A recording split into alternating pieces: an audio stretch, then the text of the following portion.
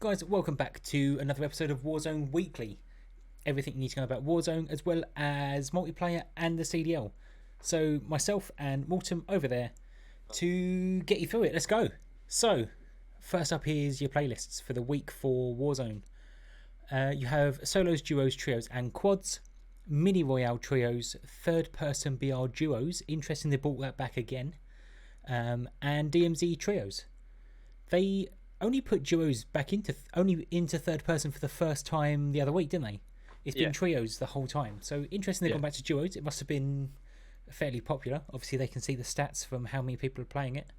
So I'm assuming it had some good playability if they're bringing it back.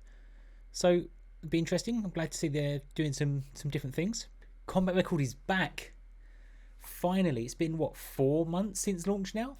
I think season 2 is 4 months. Yeah, pretty much bang on, yeah. No combat records. For multiplayer or Warzone, people are finding it difficult. Obviously, people like to track their stats, but also people like to run tournaments. Many companies out there that run tournaments, including companies like Z League that we do tournaments on, but they can't track stats, so you can't register games properly. Without, like some companies do, like you submit a picture of your score after every game, that sort of thing. But yeah, been making it difficult for a lot of companies out there. So combat records are back. Everyone's really happy. We can get back playing tournaments. That makes me happy. So that's a positive for everyone, as long as it launches this time. They said this before, right? They said combat records are back, and then they're like, actually, sorry, they're not quite back yet. I mean, I know it's only a combat record and it's not an actual sort of gameplay thing. It's not a map. It's not a gun, whatever. But if they were to delay it again and be like, "All right, sorry guys, actually is a problem mid-season," it's gonna kick off. It don't look good, does it? It doesn't look good. You delayed it once, you can't delay it twice. So yeah, I'll put it less in the game, and then everyone can sort of track their stats and be like, "Oh, cool." Especially as it's not backdating as well. So everyone out there who is being absolutely sweating it. Some people got 1,000+ wins.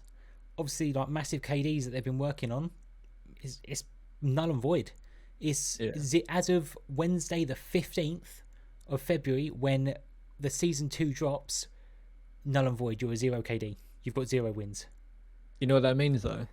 What's that? When that combat record launches and everyone's sort of been reset, for that one moment, you are as good as Z-Laner and Jowo. That is true. It's there in the stats. Breadman, eat your heart out. I'm just as good. I'm not. I wish I was. But it's good because I can play one game, drop 9 kills, back out. I've got a 9 KD. I'm never playing again. Stats don't lie. Exactly. Stat padding. That's it. But season 2, speaking of which, we have the season 2 roadmap. So Ashika Island, which is your new Rebirth map, also DMZ map. You'll be able to do both on there. Very excited for that. You have the Path of Owen challenges, which is the launch event for it, basically. 7 challenges to complete. You complete all 7 in either multiplayer or in Warzone. Has to be fully completed on either, not a mixture. Get the rewards at the end. Points of interest for Ashika Island, letting you know it's a Resurgence mode. New features, 1v1 Gulag instead of your 2v2 that's currently now. Also no jailer. You have the new public event Data Heist, which is just a sort of an intel gathering mission to get rewards as you would from a normal contract. Redeploy drones.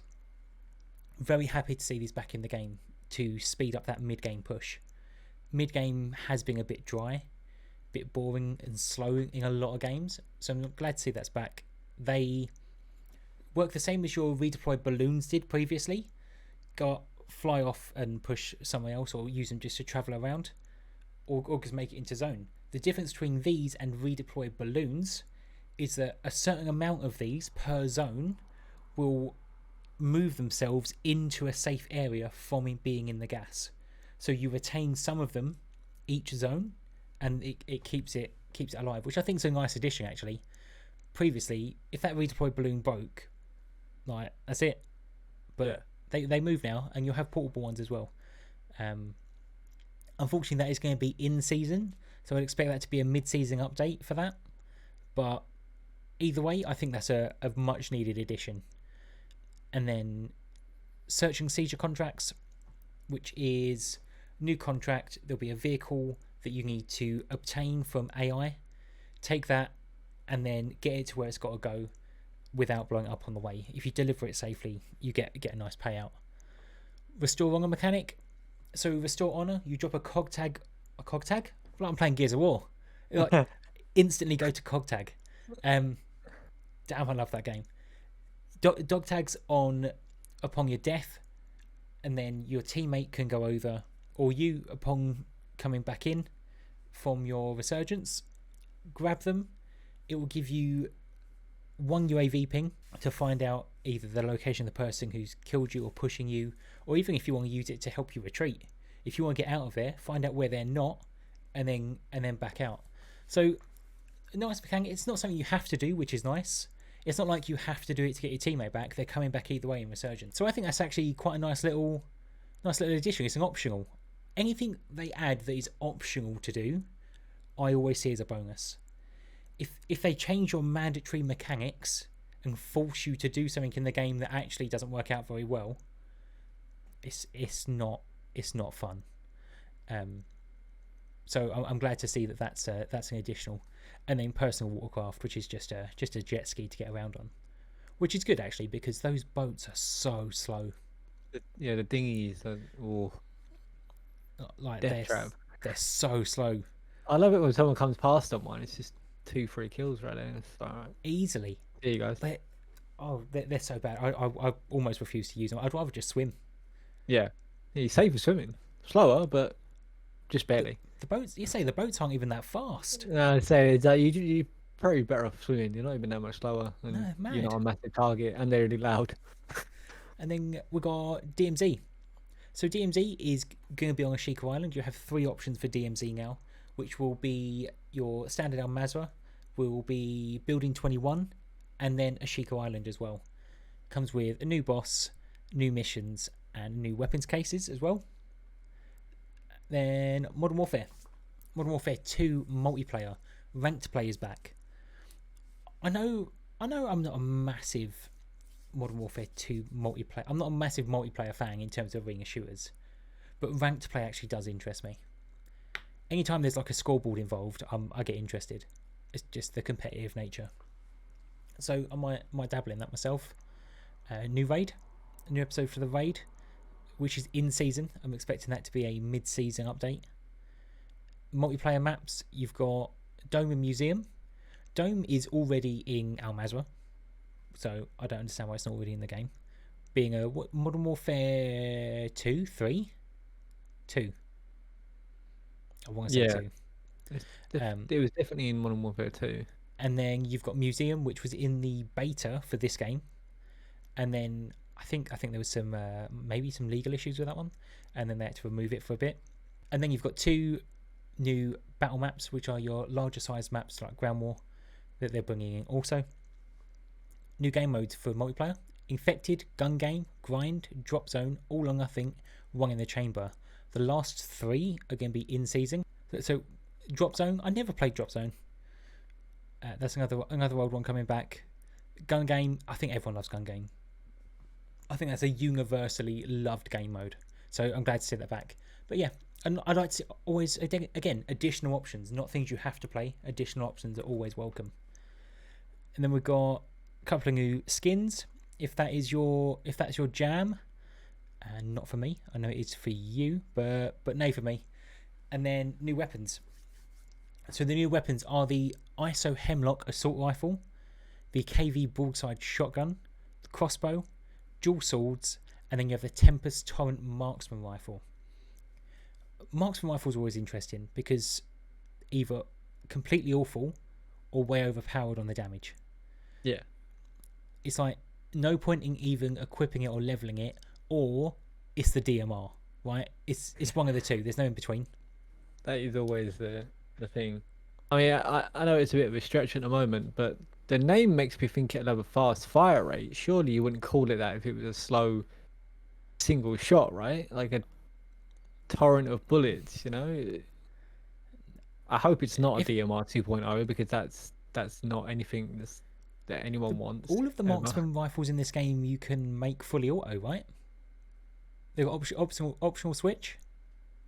I think a few of them do, yeah, and they're not great, to be honest. They're not great in full auto, but it is a thing you can do. But be interesting to see what they do with it. Obviously, the dual swords, if they're going back to a 2-hit dual katana, mad movement speeds, then please no, nerf those again. Oh. Crossbow, everyone loves a gimmick, right? There's a load of people out there who make content just using crossbows and stuff like that. They don't really affect the gameplay too much, but people love it, right? There's like 10 TikTok guys that are like jumping up and down at the crossbow's back. Yeah, right. Like we ran into him so many times on Rebirth, like the crossbow guy. Yeah, it's all he wants to do is crossbow everyone, and it's like, yeah, okay, like, it doesn't affect the game too much. I'm fine with them.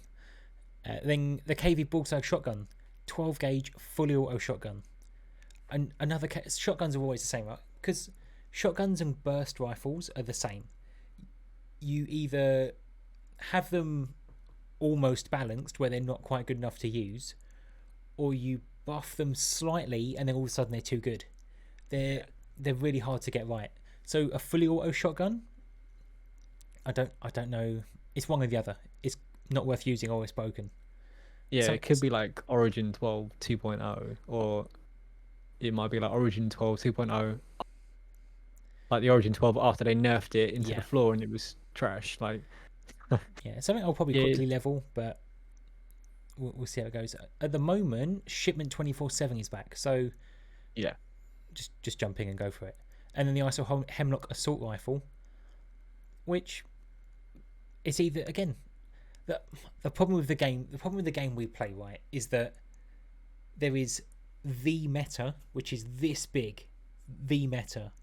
Everything else, although it might be fine to use, is not the one. And you'll get bored of using the meta, and then you'll drop to these. But it just depends where that Hemlock falls. Hopefully, it's got a nice fire rate. Every gun in this game is far too easy to use, but hopefully it's got a nice fire rate and it's nice and enjoyable.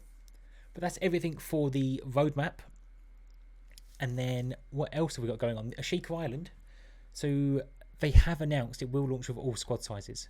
Something I know that we was a bit concerned about, because being forced to play quads when a game mode comes out is slightly annoying. That's happened quite a few times. Yeah. And you can use Phil obviously, but generally don't. I'd rather just play duos and quads. But it is launching with all game sizes, from solos all the way up to quads. So something for everybody there. But that is it in terms of Warzone. CDL, on the other hand, is where it's just getting started. So we had the CDL Major 2 last weekend, the grand finals, with Atlanta FaZe coming out on top with a 4-2 victory. The final was actually really interesting though. Like, yeah, if we'll have a quick look here at how the matches went. So, first game, Hardpoint. LA Thieves won 250 to 248. So it was such a tight game. There was a lot of Hardpoint games like that in this major though. Yeah. I know Optic had one, and it might have been Surge that had one as well. But they were like, I think a couple of them, they were like between like 2 and 4 points in the score. Like, yeah. It was really tough games. I think that just goes to show that the level of Hardpoint in the CDL as a whole, across most of the teams, they're all so good at it. Yeah, and sure. I mean that map, like, it's 2 points that can easily go one way or the other. It's the fine margins that where the best teams win. Like you win that, you find a way to win the map and get those 2 points, but it is really tight on the hard points at the moment. Yeah, it's a great match there. Then Search and Destroy, Atlanta FaZe going 6-3. Then on Control they went 3-2, so that put them 2-1 up. And then LA Thieves came back on the next hard point to be 250-180. So they really put some work in there for that one, which is nice to see. And then Atlanta FaZe went 6-5 in Search and Destroy, So another really close, really nice game there to watch. Again, if you go to the CallOfDutyLeague.com, you can watch all of this back. You can go and click on each individual match. If you thought, oh, that match looked really exciting, you can just go and click on it, and it will just play you that match back. And then to win the whole major, Atlanta FaZe went 3-0 on control right at the end to take it. So yeah, it was different to see. Like, obviously Atlanta FaZe are always in and around, but to actually full on take it in the second major of the year is interesting. I think that's quite big for FaZe. Like, FaZe are FaZe. They're a very good team, and they've never been a bad team. But they had that sort of second place curse last season where like they got to, like, was it 4 major finals and the champs finals? Yep. And came second in all of them. And it was like they were so good. They were always getting to the finals, but they're not winning it. And it's like they're really consistent, but at some point you just have to win a final. You have to win a major. You have to win champs. Like, you have to win it. Otherwise, what's the point in keep getting there if you're not going to win it every time? Like, you know, or at least win some of them. But so I think this is quite a big result for FaZe, big confidence booster, especially after losing to LA Thieves in champs finals. Yeah, I'd say FaZe got better over the weekend. I think at first they were like a bit shaky, and then they really started to nail it. Search and Destroy, they looked ridiculous the whole weekend. Like, I never thought they were really going to lose a Search game. They come, I think at one point I think it was against Rocker, they were 5-3 down in a Search on El Estilo, come back to win it, just flipped it, just like, oh yeah. And Abizi in the interview afterwards was like, oh yeah, we just sort of figured it out, and they just on the fly in the middle of that map. Like, oh, that's what we'll do now. Yeah, we'll just do that instead. Yeah, just like, oh yeah, we worked out how they play and what they want to do on the map, and they flipped it on them, and they won 6-5. And it's things like that that make you feel like we're unstoppable in Search and Destroy. And yeah, they're starting to really get it together across, like, Control. They look so dominant as well. Like, it might be 3-2, but in every round it's so close. So I think FaZe look really strong. I think that'll be really good for them. And I think speaking of FaZe, Crim. Yeah. Crim6 move over to FaZe, which I think it took a lot of people online by surprise. But hey, he's doing what he's got to do, right? If he sees that as the best option, then he sees that as the best option. Off he goes. Yeah, I think it's good for him on good for FaZe on a content creation level to have Crim6 on their sort of content team or streamer team, whatever you want to call it. I think that's pretty good. So if only FaZe's stocks were not in the floor, then they might actually be doing all right. But I don't think that's ever going to change either, if I'm honest. But that's I would say about LA Thieves that even though they lost this final, they went straight down into losers, didn't they? Because they played Optic. Yes. The first game they played Optic and went straight down into losers. Yep. And then made the entire losers run and got to the final. Mm-hmm. Like, that's not easy to do, and they've done that before as well. I think when they won, and if was it Major 4 last year? They went all the way through losers. I think they did they 3-0? Oh, yeah, sorry, yeah, they 3-1 against they 3-1 against Optic, and then they 3-0'd Minnesota Rocker. Yeah, and then on to the finals. Yeah, they did 3-0 a few teams in a row to start out with. They 3-0 Toronto Ultra, and then that's what they got them against Optic for a 3-1 against Optic, 3-0 against Minnesota Rocker, and then on to the final against FaZe. I think they'll be pleased about the fact that Optic knocked them straight down into losers, and they got Optic again later. Yeah, and kind of outplayed Optic, to be honest. It was very close, but I think the longer the series went on, it became easier. Like, I remember the hard points and the first few matches, and the control was really close, and then the Search and Destroy, and then the second hard point was just not even close. So yeah, I think LA Thieves got a lot of things that they can take away. Optic apparently weren't very happy with their top 4 because they've now changed the roster. Yeah, so yeah, they have Illy's not available anymore for them. That's what their decision's been made, and they signed Ghosty. So he is now straight into the team, and illy is now available to sign to elsewhere, which I'm surprised at. Like illy's an amazing player, but obviously it's not always the on field actions that are making the choices to change the roster up, which Scump did speak about as well on his stream, which actually you can take a look at right now. I found out about the news yesterday. I was shocked. I mean, absolutely shocked. I found out right before we were about to shoot the podcast, and I mean, I was just absolutely shocked. I didn't know what to think. Stop it, bro. You knew? No, I did know. I knew yesterday. I knew yesterday before everything was like going down, and that was really the first that I heard about it.